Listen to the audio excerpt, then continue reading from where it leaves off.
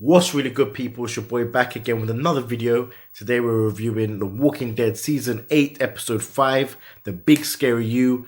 There's going to be a lot of spoilers, major spoilers in this, so if you haven't seen the episode, as usual, go watch it, come back, and let's get into it. Now, I was excited for this episode because from the last week's promo, I could see that it was a very Negan-centric episode. I haven't seen Negan do any Neganisms or any of his Negan stuff for a while now.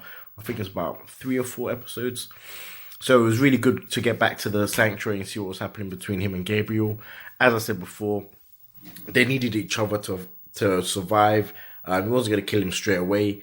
I was surprised that Gabriel didn't actually try and murder him.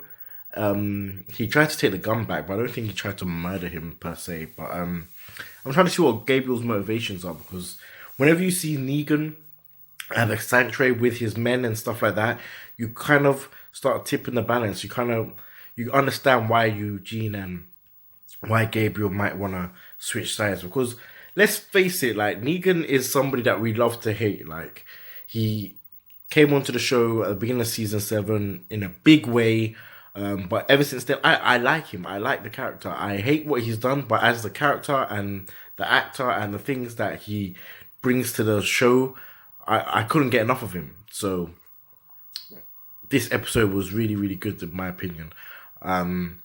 Just the fact that there was a lot of character development, like, and this is, I could understand why some people who like a lot of action and stuff like that may not enjoy this episode so much.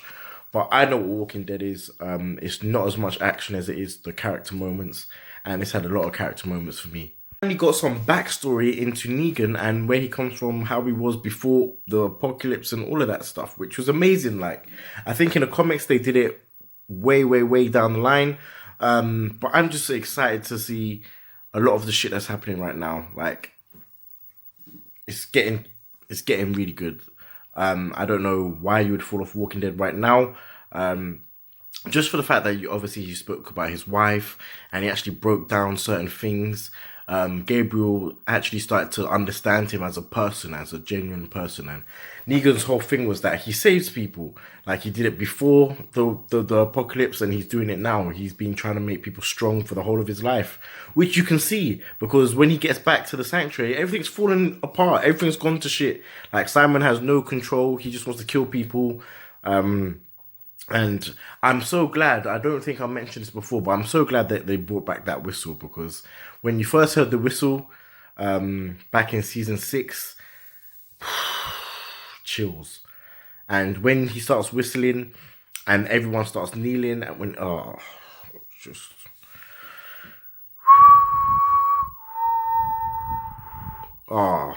mad. It's like a little, I don't know, like a calling card. Like, it's him in it. So I'm not making any sense right now, but I enjoyed it. So yeah, Negan and Father Gabriel are back at the sanctuary, alive and well. You don't know where Father Gabriel's head's at the moment. I don't think I saw the full episode, because there was a lot of clips that I didn't actually see, like Father Gabriel shaking and he looked like he was ill, like he got some kind of disease or something. I didn't actually see that in an episode that I watched, which was weird, because I should have. Unless I downloaded pirating's illegal, kids. Just don't do it. Just watch it on the actual channels that it comes out, and pay for your subscription if you have to. All of that. Just don't pirate, don't download, don't torrent, don't showbox, don't stream, none of that. I don't condone none of that. Anyway, Negan seems to be a bit ruffled at the fact that Simon's making a play for power. I'm not sure what's going to happen there. He might just kill him. It's good to see the fact that his people actually do really believe in him. The workers are so terrified of the outside world that they would rather be here, and they need that kind of protection. Sort of, it's like a flip side of the way Ezekiel is as a beacon of hope for his people. Negan is also a beacon of hope for his. So I love that. I love that shit, man. I love the character development in this episode was strong. Even Gabriel, he seems to be at an impasse whether to fall in with Negan or try and undermine him in some way. I'm not quite sure what's going to happen, but we'll have to just wait and see. Dwight and Eugene played a big part as well this episode. You got to see Eugene starting to figure out that Dwight is obviously the mole, while simultaneously trying to protect himself because he's the prime suspect of being the mole. So you can see that them two might team up somehow in the future. Can't wait to see how that pans out. We saw Rick and Daryl have their first major disagreement, difference in opinion. Daryl wants to obviously kill as many saviors as possible, no matter who gets in the way. Collateral damage be damned. Rick's starting to see himself as a monster and sees his people as monsters and doesn't want to hurt any innocents to win the war. In this argument, I'm leaning towards Rick because the workers, they don't deserve to die.